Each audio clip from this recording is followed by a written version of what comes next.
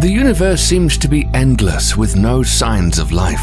While a lot of us might believe there is no extraterrestrial life out there, no one can prove otherwise. But recently, scientists made an incredibly shocking discovery when looking at the second planet from the Sun, Venus. They claim to have found life. But how is it possible that we haven't detected life before on Venus until now? And is there really life on Venus?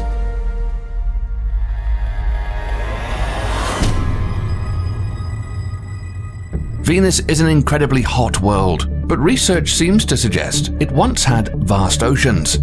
It's possible that Venus could have been as habitable as the Earth, but in the last billion years, greenhouse gases transformed the planet from an oasis to the uninhabitable hell it is now.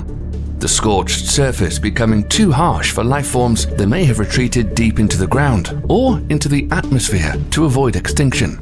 In order for us to look at the possibilities for life on the planet, it's interesting to know a little bit about Venus and its evolutionary history. Chances are you've seen the planet Venus many times and didn't know it. You can easily see it from Earth because it's the brightest object in the sky next to the Sun and Earth's moon, and it's visible as a bright star in the morning and evening sky. It's one of only 4 terrestrial planets in our solar system and considered the Earth's sister planet. Venus is about 20% smaller than Earth and is smaller inside with an iron core 2,400 miles wide. We can't see the surface of the planet from Earth because Venus is covered with thick clouds. But there have been space missions that show it's covered with mountains, volcanoes, craters, and huge lava plains. And for the record, those spacecraft didn't last long. This is because temperatures on Venus are hot enough to melt lead at around 880 degrees Fahrenheit, hot enough the ground would glow a dull red. The atmospheric pressure at the surface is 92 times the sea level pressure on Earth, or the same as being 3,000 feet underwater. It would crush you, and any spacecraft not built to withstand the immense pressure. The thick clouds are mainly carbon dioxide, but also have a layer of reflective sulfuric acid with the smell of rotten eggs.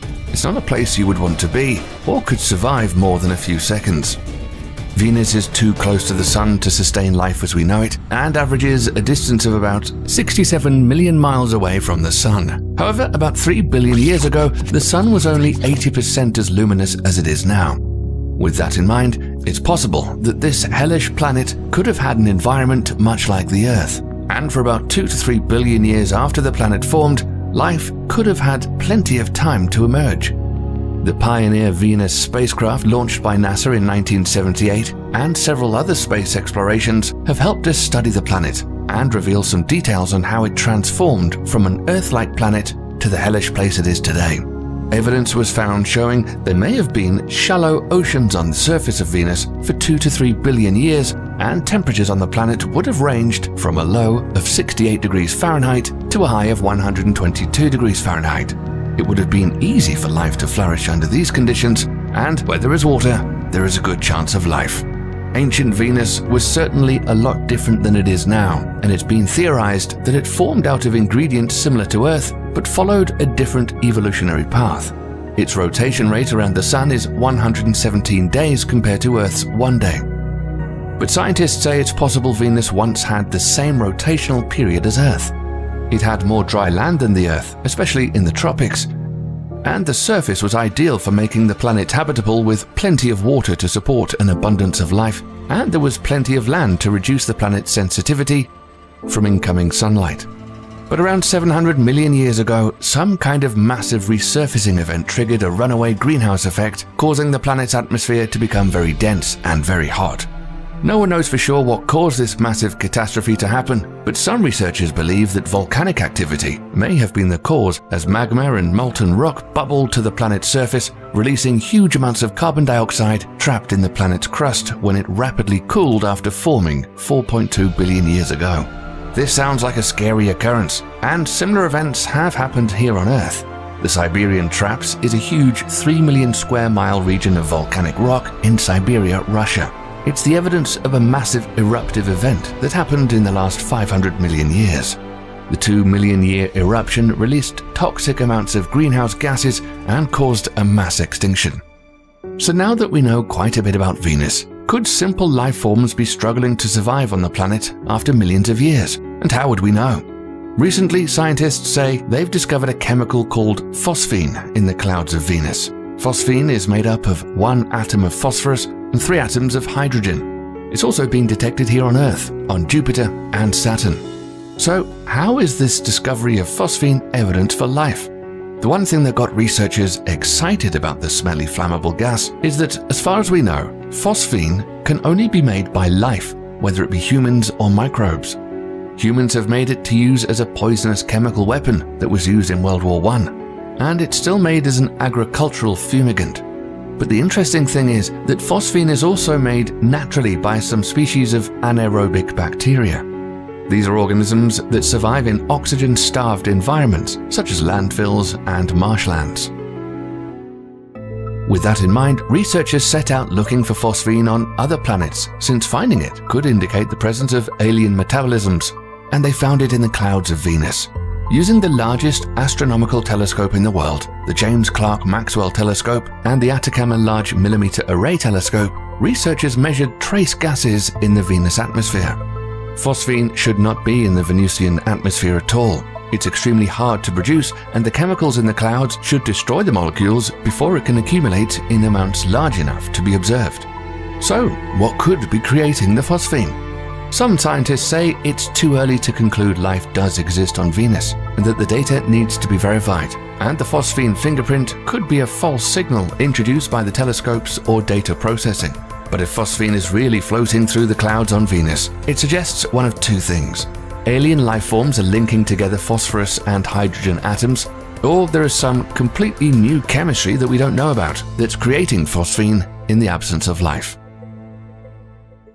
Despite the sulfuric acid in the clouds of Venus, they also carry the basic ingredients for life as we know it: sunlight, water, and organic molecules. And scientists have speculated for nearly 60 years that life could possibly exist on the planet. Near the middle of the cloud layer, temperatures and pressures are nearly Earth-like, and there are molecules in the planet's air that alien microbes could metabolize. The possibility of finding bacterial life in the clouds of Venus is important, because the earliest evidence of life on Earth comes from fossilized mats of cyanobacteria called stromatolites in Greenland, which are around 3.7 billion years old. But the fact that life could live in such extreme environments is something we already know about. Around 4 billion years ago, there lived a microbe called the last universal common ancestor, or LUCA. There is evidence that this microbe lived an alien lifestyle because it was hidden deep in underground iron-sulfur-rich hydrothermal vents. Being both anaerobic and autotrophic, it didn't breathe air and made its own food from the dark, metal-rich environment it thrived in. This microbe's metabolism depended on hydrogen, carbon dioxide, and nitrogen, which it turned into organic compounds such as ammonia. The most remarkable thing of all was this tiny life form was the beginning of a long lineage that covers all life on Earth. Now that the biosignature of phosphine gas has been discovered in the clouds of Venus, there are missions being planned by several institutions, including California's Rocket Lab, who plan to send a spacecraft to Venus in 2023 to hunt for definitive signs of life. The mission will use 2 pieces of Rocket Lab hardware: the 57-foot-tall Electron booster, which is currently used to launch small satellites into space, and the Photon satellite bus, which recently made its debut flight. The Photon will launch atop the Electron booster, then it'll make its way to Venus on a flyby trajectory. When the Photon gets close enough, it'll deploy a probe into the atmosphere. Its goal will be to hunt for signs of life in the deck of Venus air that is habitable. But before the mission, everyone will get a chance to see the Electron and Photon in action, as it's booked to take a NASA satellite to the Moon in early 2021. And speaking of NASA going to Venus, they have 4 finalists for the next round of Discovery missions. 2 of these newly announced finalists are targeting Venus. One of these is the Da Vinci Plus mission, which would send a probe down through the thick Venusian atmosphere while gathering data on the way. The second is the Veritas mission, which is set to map Venus's surface in detail from orbit. This probe's observations would help show the planet's geological history and could confirm if volcanism and plate tectonics are active on the planet today. Many planetary researchers say that Venus is truly undervalued, and that we need more missions to study the planet to get a more detailed understanding of its history and its evolution. This could help us understand what happened to the planet, and if our planet is next and will end up like Venus.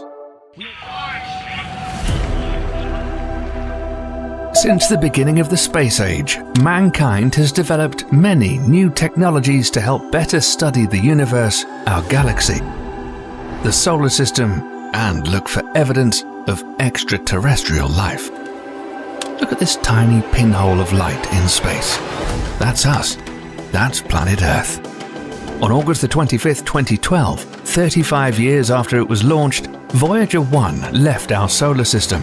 On its way out, it snapped a photo of the Earth from 3.7 billion miles away before turning off its cameras to conserve power.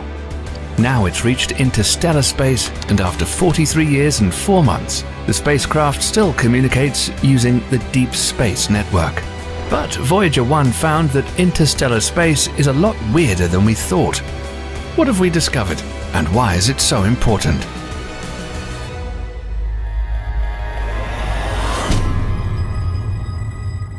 In the summer of 1964, NASA developed ways to study the outer planets of the solar system in the NASA Jet Propulsion Laboratory.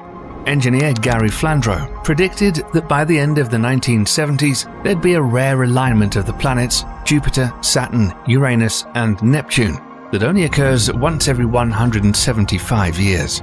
This alignment of the planets would allow mankind to visit all 4 planets during a single mission. The flight would change its trajectory at each planet and increase the speed of the probe enough to reach the next point in its flight path. Gravity maneuvering, or slingshotting, is when a spacecraft is pulled by a planet's gravity and increasing speed as it shoots around the planet, saving tons of energy and time. As an example, flight to the farthest planet, Neptune, could only take 12 years instead of 30. The Mariner Jupiter-Saturn project began in early 1972 at a cost of $360 million. In March 1977, just a few months before launch, due to the mission's importance, the probes were renamed Voyager 1 and Voyager 2. The Voyagers were equipped with computers that could be reprogrammed, allowing researchers to change programs and fix any problems on the fly. On August the 20th, 1977, Voyager 2 was the first sent into space, 16 days before Voyager 1 would be launched. But because it was on a trajectory that took longer to reach Jupiter and Saturn, Voyager 1 would eventually pass it. Since 1962, there's been interplanetary missions to study Venus, Mars, and Mercury, with missions lasting up to 3 years. But the probes would need to last long enough to be part of the Grand Tour project at NASA, which needed 2 probes to study the 4 gas giants Jupiter, Saturn, Uranus, and Neptune. But it was later suggested that Voyager 1 and 2 visit only 2 planets. Information in the press spread saying that only Jupiter and Saturn would be visited, reducing the overall cost of the project. Experts looked at over 10,000 trajectories before they chose 2 that would allow them to fly by Jupiter's largest moon, Io, and then Saturn and its largest moon, Titan. This route also gave the spacecraft the opportunity to continue towards Uranus and Neptune. The thought of extraterrestrial civilizations intercepting these probes was on the minds of researchers. American astronomer Carl Sagan, along with his team, created a golden record, with 115 images encoded in analog form, spoken human greetings in 55 languages, a variety of natural earth sounds like wind and thunder, sounds of animals like birds and whales, and different music from around the world. Hello from the children of planet Earth. Which probe made the first planetary mission? The original mission plan was for the Voyagers to operate and last only 5 years. It would be long enough for them to study Jupiter, Saturn and its rings, and the 2 planets' largest moons. However, as the mission continued, the ambitions of scientists grew, and the Voyagers outperformed well beyond what was expected. On March the 5th, 1979, Voyager 1 was 173,983 miles away as it approached Jupiter and was able to snap images of its moons Io and Europa. And although Jupiter has been one of the most studied planets in our solar system, new photographs gave researchers unseen angles and more information about these planets as if they were new worlds. The new images of Jupiter's closest moon, Io, had yellow, orange, and brown surface colors, showing scientists evidence of volcanic rock. At least 8 active volcanoes were spotted on Io, shooting material into space, and stunning images of this were captured when Voyager flew by. Io turned out to be the most volcanically active body in the solar system. A little over a year after launch, Voyager 1 approached Saturn on November 12, 1980. Expectations were greatly met, and researchers were able to expand their understanding and knowledge of Saturn. 3 new moons were discovered: Prometheus, Pandora, and Atlas. But the biggest accomplishment was getting new information about Saturn's largest moon, Titan. It's the only moon in the solar system that has a thick atmosphere. Similarly, it was discovered that the upper layers of Saturn's atmosphere consists of 7% helium, and the rest is hydrogen. Voyager 1 also discovered Saturn's G-rings, disc-shaped plains made of ice and dust. Another interesting discovery was Saturn's 6th largest moon, Enceladus, which was found to reflect more solar light than any other object in the solar system because of the fresh, clean ice covering its surface. Images were captured that showed its crater-ridden landscape, indicating some geological activity under the surface that could be a source of heat for a liquid ocean. But Voyager 2 was about to make some discoveries of its own. On July 9, 1979, Voyager 2 made its closest approach to Jupiter and snapped this amazing photo of Jupiter and its moon Io, casting a shadow on the gas giant. On August 25, 1981, after successfully arriving at Saturn, the probe snapped images of the gas giant's rings and moons. It was clear at this point that Voyager 2 could now fly to Uranus with all its instruments remaining functional. NASA asked for more money and instructed the NASA Jet Propulsion Laboratory to extend the Voyager 2 mission to Uranus and Neptune. On January 24, 1986, the Voyager 2 probe approached Uranus at a distance of 50,600 miles above the icy cold cloud tops and gathered data that revealed 2 new rings, 11 new moons, and recorded the surface temperature of Uranus at a chilly -353 degrees Fahrenheit. Uranus rotates at an angle, and its magnetic field is displaced from the axis and plane that all other planets are found in. The data also showed that both of Uranus's poles have the same temperature, although only one receives sunlight. Researchers figured the planet must spread temperature in different ways.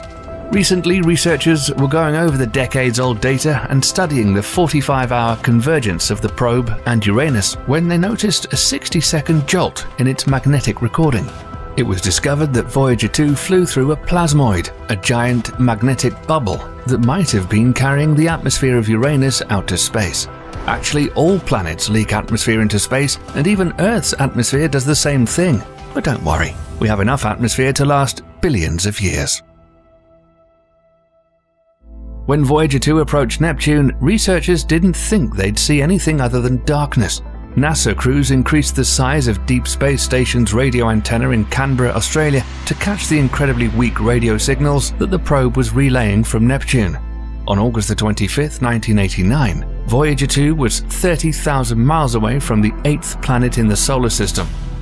Approximately 30 times farther from the Sun than the Earth, Neptune receives only 0.01% more sunlight than the Earth. In almost complete darkness, Voyager 2 started taking mysterious photographs. They revealed the makeup of the blue planet, showing the presence of methane, 6 new moons, and 4 rings. Like Saturn and Uranus, the rings and Neptune's 4 moons made a complex, interconnected system. The probe also discovered winds measuring 1,500 miles per hour around a strange, previously unseen place on Neptune named the Great Dark Spot, a massive rotating storm the size of the planet Earth. In fact, both planets, Uranus and Neptune, are known for strong winds that can reach supersonic speeds 10 to 15 times stronger than on Earth. Uranus and Neptune were originally thought to be gas giants, but in the 90s it was discovered that they were made up of heavier substances, and they became a distinct class of planets called ice giants. Triton was no less impressive. This moon of Neptune is located to the planet's north. It's the coldest of all natural bodies astronomers have discovered at a frosty -391 degrees Fahrenheit. Voyager 2 was able to approach the planet at a distance of about 25,000 miles and discovered active geysers that spewed nitrogen into space.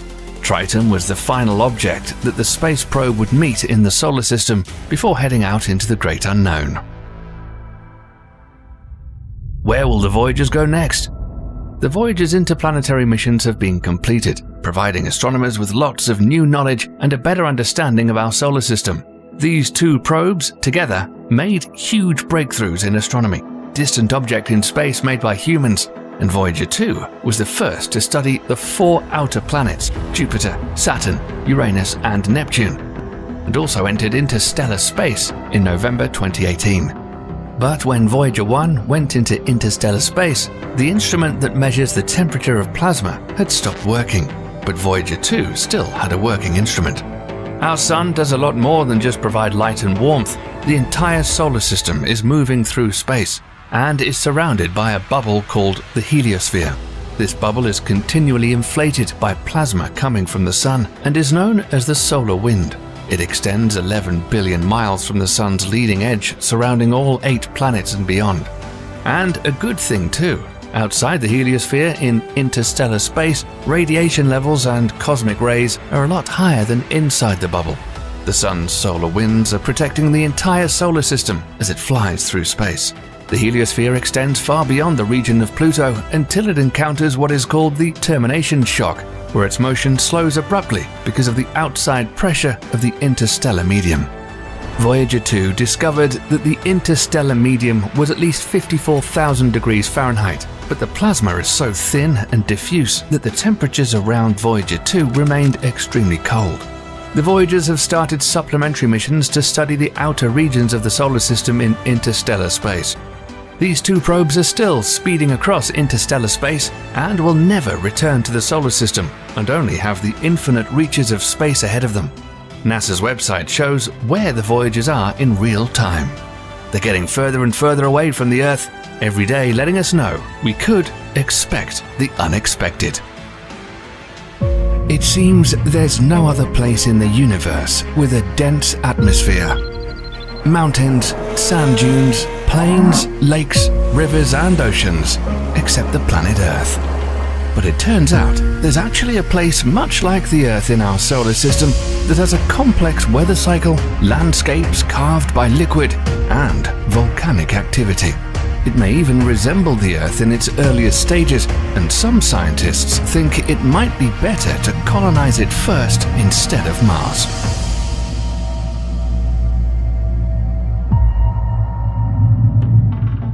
This is Saturn's moon, Titan. Recently, something bizarre was found hidden in its orange clouds, and because of this, NASA is now planning a mission to Titan. But what did they find, and why was it so important? Before we get to that, let's learn a little about this strange world that orbits Saturn. Our solar system is home to more than 150 moons, but only 4 of those have an atmosphere. One of those is Titan, the second largest moon in our solar system and the largest moon of the planet Saturn. Titan is also the only place in the solar system other than the planet Earth that has liquids on its surface. It has a weather cycle much like ours, but has clouds that rain frozen liquid methane and ethane instead of water. Titan could be the best place for human colonization. In fact, the conditions are right for a self-sustaining, long-term human settlement. Titan is a remarkably Earth-like world that has a thick atmosphere, about 4 times as thick as Earth's. The atmospheric pressure is about 60% greater than on Earth. Imagine swimming 50 feet underwater to give you an idea. This means you wouldn't have to wear a bulky pressurization suit if you were walking around on the surface. The atmosphere would also keep out deadly radiation, energetic particles from the sun, and galactic cosmic rays from making it to the surface of Titan, making it a safe environment for humans. Mars doesn't have such protection. People living on Titan could walk or bounce around since gravity is only 14% of the Earth's. If you strapped some wings on yourself, you could literally fly around under your own power. But it's very cold on Titan, because on average it's 886 million miles from the sun. You would need a suit to keep warm, because the surface temperature is about minus 290 degrees Fahrenheit, and the only sunlight that reaches its surface is like late sunsets on Earth. Of course, you'd also need to wear a respirator to breathe. Titan is tidally locked to Saturn, meaning one side always faces the planet. It's 759,000 miles away from Saturn and has a radius of about 1,600 miles. It takes the Titan 15 days and 22 hours to make a full orbit of Saturn, and 29 Earth years to make a complete orbit around the Sun. No one is certain what Titan looks like under the surface, but on January 14, 2005, the European Space Agency's robotic lander Hyans made a dramatic descent through the Moon's orange, smoggy atmosphere and landed on the surface of the Moon. The camera on Hyans shows a desolate-looking surface and captured the trademark yellow haze, which revealed intricate details of the atmosphere's layers, winds, and mysterious chemical processes. Based on data from the Cassini-Hyans mission, Titan has 5 primary layers of rock. The soggy Moon has a core of water-bearing silicate rock surrounded by a shell of special water ice called Ice 6 that's found only at extremely high pressures. This high-pressure ice is surrounded by a layer of salty liquid, and an outer crust of water ice sits on top of this. The surface is coated with organic molecules that have rained or settled out of the atmosphere in forms of sands and liquids. The presence of lakes and seas on Titan brings up an interesting question. Could there possibly be any forms of life there? In 2005, scientists at the Southwestern Research Institute in Texas and Washington State University said that several of the crucial elements for life on Earth are also on Titan, even though the conditions are far harsher than Earth. Some life forms are a lot tougher and stranger than we think. Take for instance Deinococcus radiodurans bacteria, an extremophile that was in outer space for 3 years outside of the International Space Station, enduring microgravity, harsh ultraviolet radiation, temperatures near absolute zero, and still managed to survive. If there's life on Titan, it could be hidden underground, and a lot weirder than we think.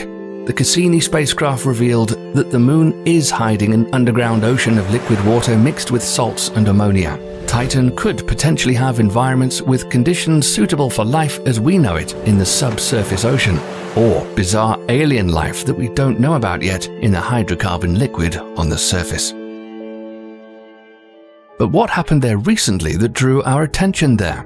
In 2016, a team of scientists identified a molecule called cyclopropenylidene, C3H2, in Titan's atmosphere that's never been detected anywhere else except deep space. The discovery was made using the Atacama Large Millimeter Array, ALMA, that's made up of 66 radio antennas. These all work together, creating a single giant telescope. ALMA uses a technique known as interferometry, where all antennas are pointed in the same point in the sky. The antennas pick up a signal from the target in the universe and join forces to analyze the signal. By combining radio waves from the antennas using a supercomputer, researchers can obtain extremely high precision images. In order for ALMA to get these images, there must be a perfect synchronization between all 66 antennas and the electronics with the precision of a millionth of a second. Using this incredible technology, researchers found something they didn't expect to find. A weird molecule called cyclopropenylidene. C3H2 is a strange organic molecule that doesn't exist terrestrially on Earth and can only be seen in a laboratory. C3H2 was first discovered in clouds of gas and dust throughout the Milky Way, including the Taurus molecular cloud. This simple carbon-based molecule may be a precursor to more complex compounds, and it could form or even feed possible life on Titan, like organic molecules that formed life on Earth between 3.5 and 3.9 billion years ago. C3H2 is the only other cyclic or closed-loop molecule besides benzene to have been found in Titan's atmosphere so far. Closed-loop molecules like it are important because they form the backbone rings for the nuclear bases of DNA and RNA, which is also a critical compound for life's functions. However, C3H2 is not known to be used in any modern-day biological reactions. NASA says the molecule could be an indicator for life, since something has to be generating an unstable molecule. If there is life on Titan, it would be incredibly different from water-based life forms we know of.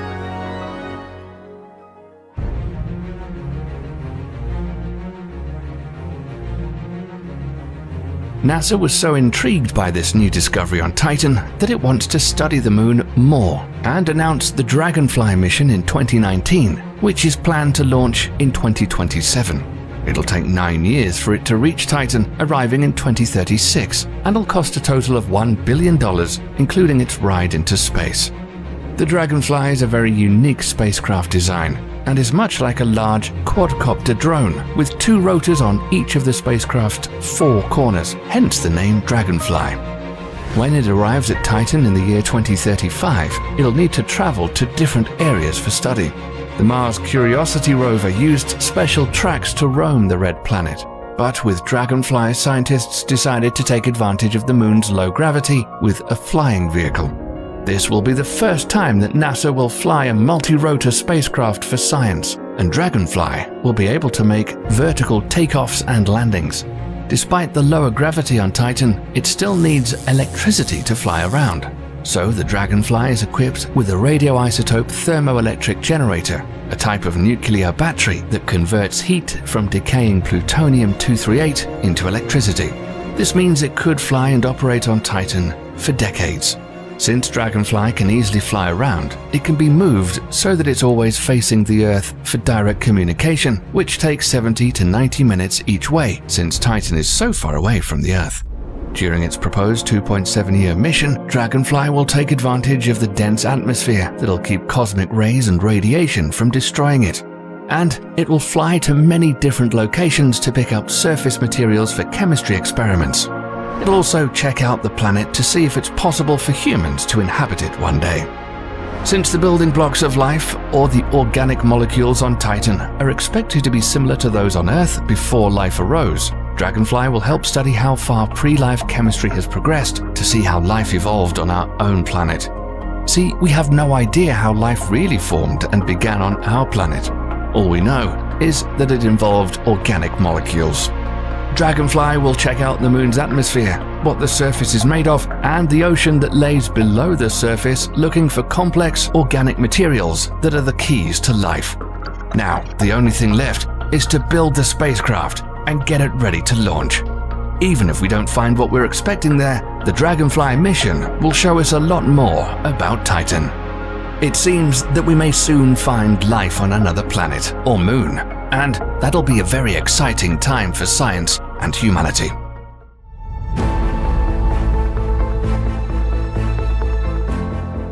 Everyone knows that Jupiter is the largest planet in our solar system. It's 318 times as massive as Earth and 2.5 times bigger than all the other planets combined. It's a gas giant, and for a long time, scientists haven't exactly known what lies beyond the violent swirling clouds in the atmosphere. But now, scientists have discovered what the inside of Jupiter really looks like. What have they found? And has Jupiter really saved the Earth from total annihilation because of its incredible size?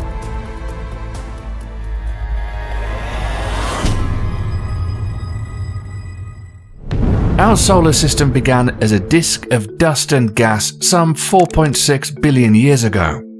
The first planets to form were the gas giants Neptune, Uranus, Saturn, and Jupiter. Jupiter took shape about the same time as the rest of the solar system, forming around 4.5 billion years ago. Its strong gravity pulling in massive amounts of gas and dust from the disk before all the other planets formed. It was the first and the largest.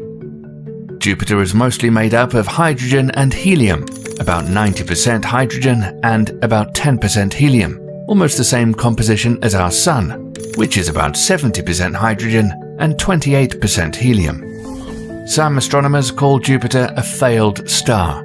However, the gas giant only has a mass of 1,000th that of the Sun. Jupiter just isn't massive enough for gravity to trigger nuclear fusion. The beautiful whirling clouds and storms that you see in images, the layer resting on the surface known as the troposphere, are about 31 miles thick and are made up of ammonia, ammonium hydrosulfide, and water, which form the distinctive red and white bands. When you look at Jupiter, you probably think that it must have a solid surface. The fact is that Jupiter doesn't have a true surface. It's mostly swirling gases and liquids, and if you sent a spacecraft there, it would have nowhere to land. But just because the spacecraft wouldn't have a place to land doesn't mean it would fly right through Jupiter's atmosphere and come out unharmed through the other side. This is because extreme pressures and temperatures deep inside the planet would crush, melt, and vaporize any spacecraft trying to fly into the planet. But we've sent spacecraft to orbit and explore the planet. The $1 billion Juno probe, the farthest space probe ever to be powered by solar arrays, was launched towards Jupiter on August 5, 2011, and arrived in orbit around the planet on July 4, 2016. And what we've discovered and learned about Jupiter is incredible. The newest discovery using data collected from the Juno spacecraft found that the colourful stripes of swirling gas and dust you see in Jupiter's atmosphere were found to run 1,800 miles deep and hold so much gas that the mass is about 3 times that of the entire Earth. These belts of wind flow at speeds of 223 miles per hour and disrupt how mass is spread across the planet.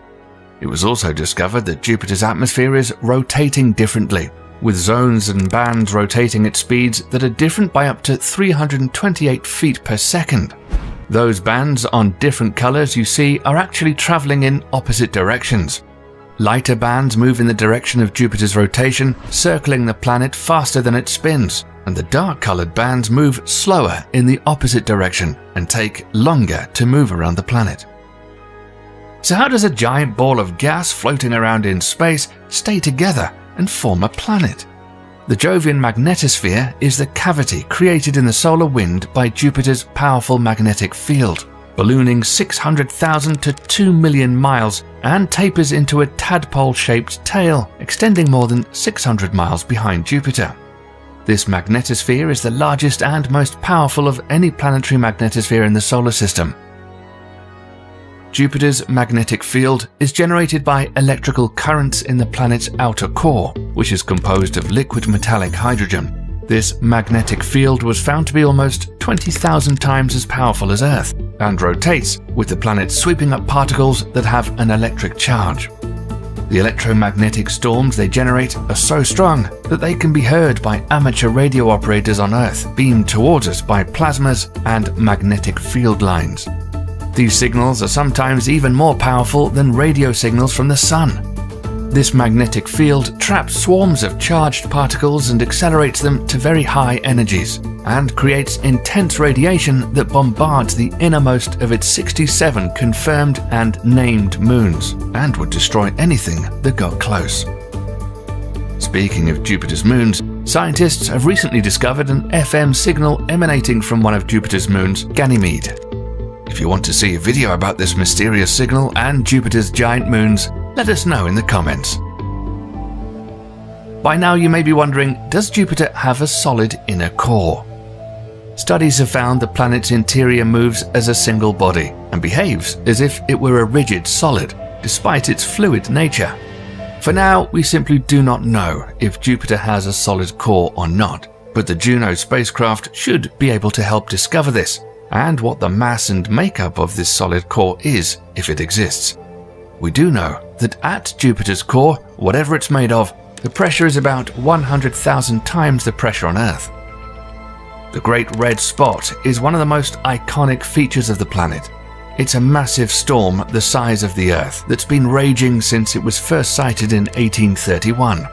Trapped between 2 jet streams, it's called an anticyclone that swirls about a center of high atmosphere pressure and rotates in the opposite direction that hurricanes do on Earth. It's the largest storm in the solar system, with wind measured around 400 miles per hour. Compare that to the fastest wind speed ever recorded on Earth of 231 miles per hour. One day this Great Red Spot could end up disappearing completely, and scientists say that it's been shrinking since the 1800s, and may only last another 20 years. NASA's Juno spacecraft was able to snap incredible images of the planet as it passed at 5,600 miles above the giant red spot clouds in July 2017. One of the amazing things that was discovered is that deep in the atmosphere, pressure and temperature increase greatly and compress the hydrogen gas into a liquid. This gives Jupiter the largest ocean in the solar system, which is made of hydrogen instead of water. Juno also grabbed some spectacular images of the gas giant's poles, discovering another incredible wonder of the planet. at the north pole of Jupiter, a huge persistent cyclone is visible and encircled by smaller cyclones ranging in size from 2,500 to 2,900 miles. On Jupiter's south pole, the same thing was discovered as Juno did a flyby and, using infrared cameras, imaged a cyclone the size of the entire USA, with 5 other cyclones swirling around it in a geometric pattern, which also rotate counterclockwise. The NASA Galileo spacecraft was likely the first to discover these hotspots when it accidentally flew through one on its way to a planned demise to the surface of Jupiter. When the spacecraft was almost out of fuel, NASA deliberately sent the craft on a no-return plunge into Jupiter on September 21, 2003. This was done to protect the moon Europa, which some say has a subsurface ocean that could contain life. It's worth mentioning that we probably should be thankful for the planet Jupiter's size and the powerful magnetic field that it generates, because it's possible that Jupiter has saved the planet Earth from certain doom. People were laughing at the prospect of an asteroid or comet hitting the Earth in the late 80s and early 1990s, but then something happened that would quiet that laughter. The comet Shoemaker-Levy 9 was discovered by Carolyn and Gene Shoemaker and David Levy on March 18, 1993, using the Schmidt telescope at Mount Palomar. Scientists calculated the comet was originally 1 to 1.2 miles wide. However, tidal forces from Jupiter's powerful gravity had broken the comet into more than 20 pieces as it made its close approach to the planet sometime in 1992. But the biggest revelation was scientists saw that the fragments were going to smash into Jupiter, and luckily for NASA, its Galileo orbiter was still on its way to the gas giant. Many Earth-based telescopes and orbiting spacecraft such as the Hubble telescope all were focused on the incredible event that was about to happen. The fragments of the comet were lined up like a freight train and collided with Jupiter's atmosphere, unleashing the force of 300 million atomic bombs. The fragments created huge dark spots in the clouds that measured 1,200 to 1,900 miles and heated the gas giant's atmosphere to temperatures as hot as 53,000 to 71,000 degrees Fahrenheit. If a comet of this magnitude hit the planet Earth, the results would be devastating, with impacts sending dust and debris into the sky, which would cool the atmosphere and absorb sunlight and envelop the entire planet in darkness. This historic Jupiter comet impact is what led to planetary defense. But fear not, this type of collision was very rare, and scientists say probably only occur every few centuries. Or do they? On August the 7th, an amateur astronomer was looking at Jupiter through his telescope when he captured an asteroid colliding with the atmosphere of Jupiter, creating a white flash visible in the clouds. Some scientists say these impacts are inevitable, with the amount of objects floating around in space and Jupiter's massive gravity tugging on anything that gets close to it. We could say that Jupiter's like Earth's big brother and likely protecting us from asteroid impacts. We've learned some new things about Jupiter and how its layers of atmosphere are made up, and we've also been able to image the planet in striking detail, piecing together images captured at the perfect moment for clarity called lucky imaging. The highest resolution image of Jupiter ever seen has been created in thermal infrared light. In the photos you can see the familiar banding. Bright regions are clear air, where heat from inside the planet can leak out, and darker regions are where the thick clouds block the heat from escaping.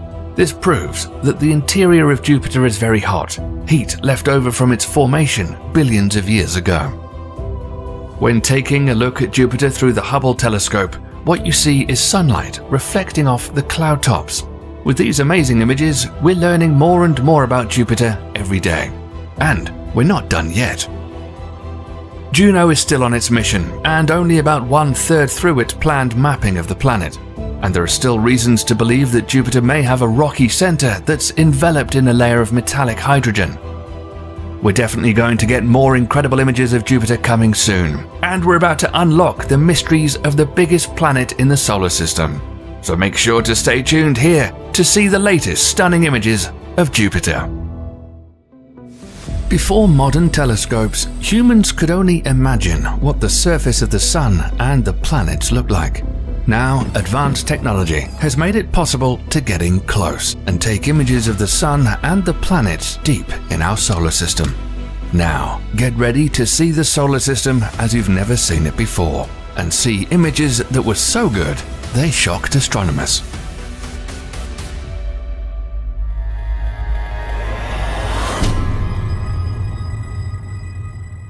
Burning with the energy of 1 trillion nuclear bombs per second, the Sun is the largest body in our solar system, accounting for 99.86% of the total mass. One of the most dramatic images of the Sun was captured by the Solar Dynamics Observatory on August 31, 2012, when a long filament of solar material that had been hovering in the Sun's atmosphere erupted into outer space. This beautiful but deadly coronal mass ejection, CME, traveled at over 900 miles per second. The planet closest to the Sun, orbiting at an average distance of 36 million miles, Mercury, has been studied by many spacecraft throughout the years.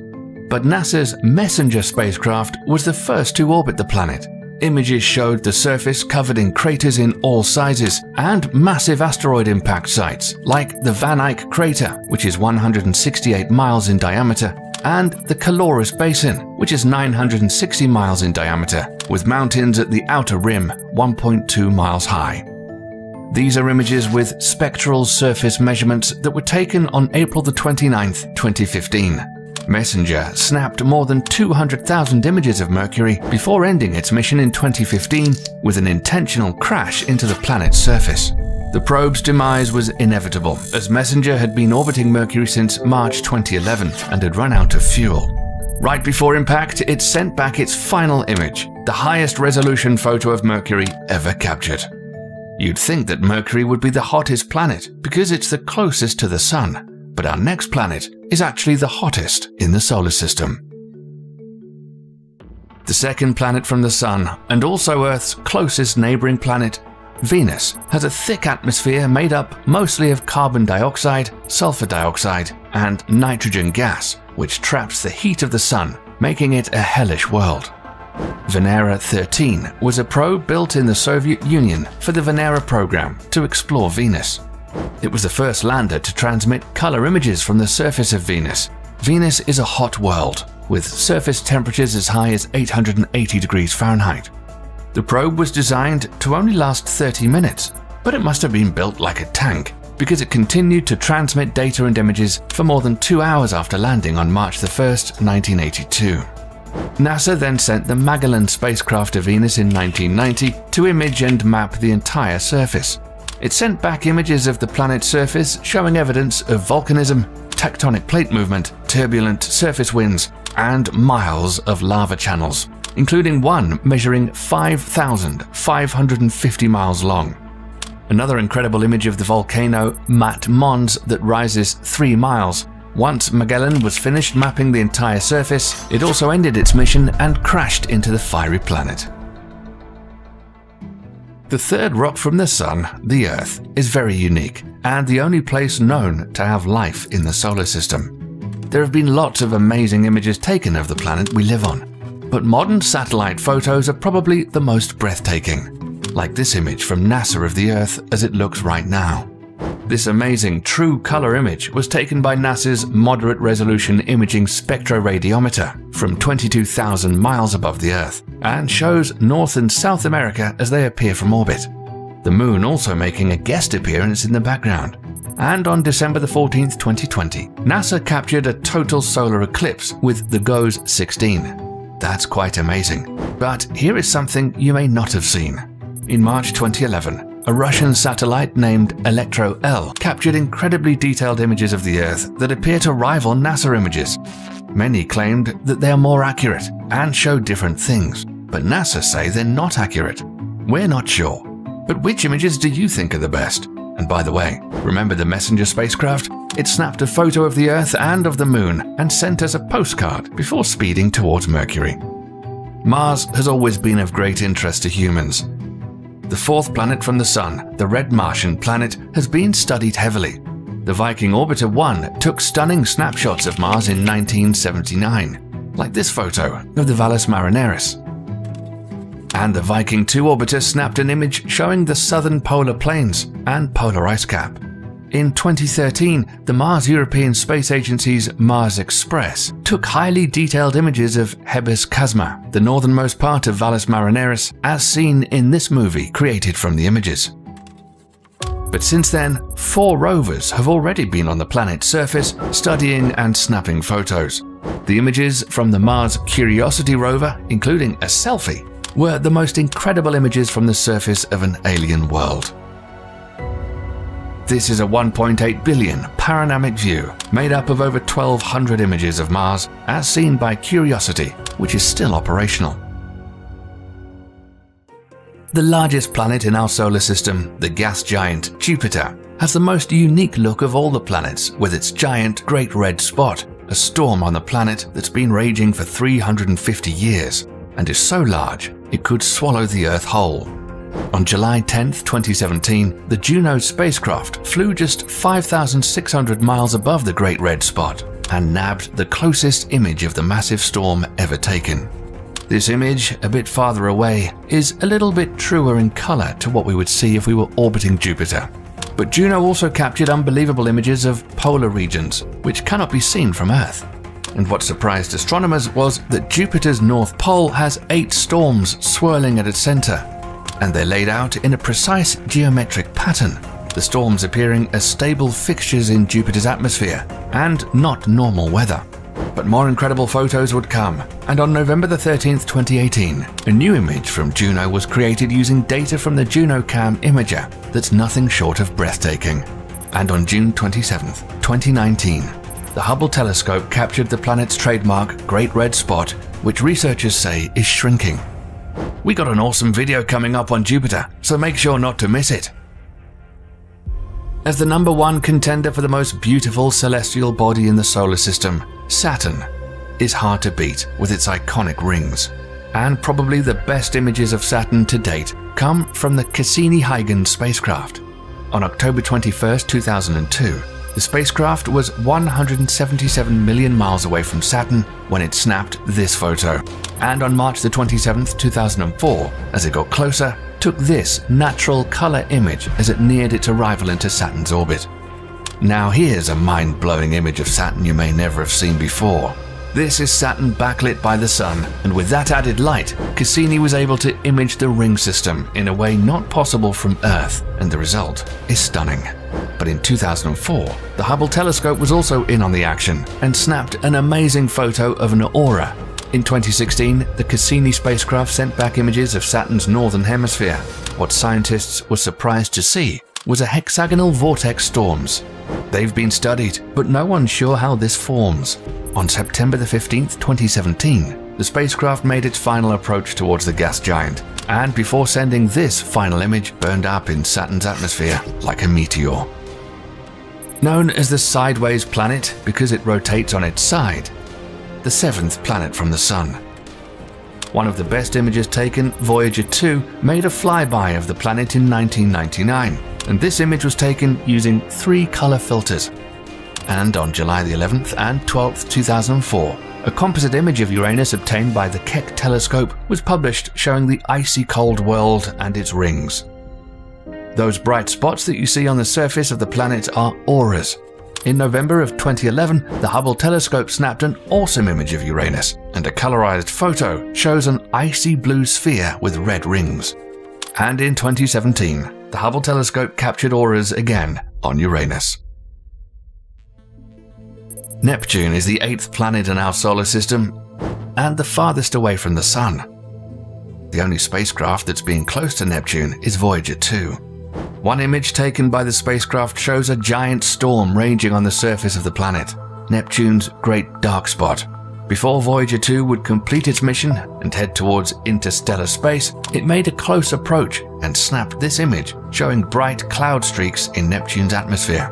The Hubble telescope has taken a recent image of Neptune and in December 2020 snapped this image with the great dark spot. Because it's so far away from us, the best images we have of Neptune from Earth so far was taken by the European Southern Observatory's Very Large Telescope using a special narrow-field adaptive optics mode of the multi-unit Spectroscopic Explorer instrument. Many argue whether Pluto is a planet or not, but you're here to see some photos. One of the clearest images of Pluto that you'll ever see was taken by the Long-Range Reconnaissance Imager, which is aboard NASA's New Horizons spacecraft on July 13th, 2015. But it wasn't done yet, and on the next day, this image was put together by combining blue, red, and infrared images taken by the spacecraft. The New Horizons spacecraft continued to take crystal clear images of the planet. Pluto also has a moon called Charon, as seen in this composite of enhanced color images. And this image is the most striking, showing mountains across an icy plain. Humanity has achieved great results getting new images from planets in our solar system and making incredible discoveries. We're still too far away to get close images of Proxima Centauri, the next planetary system to ours, and current spacecraft headed in that direction will take thousands of years to get there. But there are plans to create a wafer-thin nanoprobe called Breakthrough Starshot that has thin sails to capture energy from a powerful Earth-based laser. This would accelerate the probe at 134 million miles per hour, meaning the tiny probes could reach Proxima Centauri in 20 to 25 years. Just think of the images it could take. If that happens sometime soon, you'll see it here.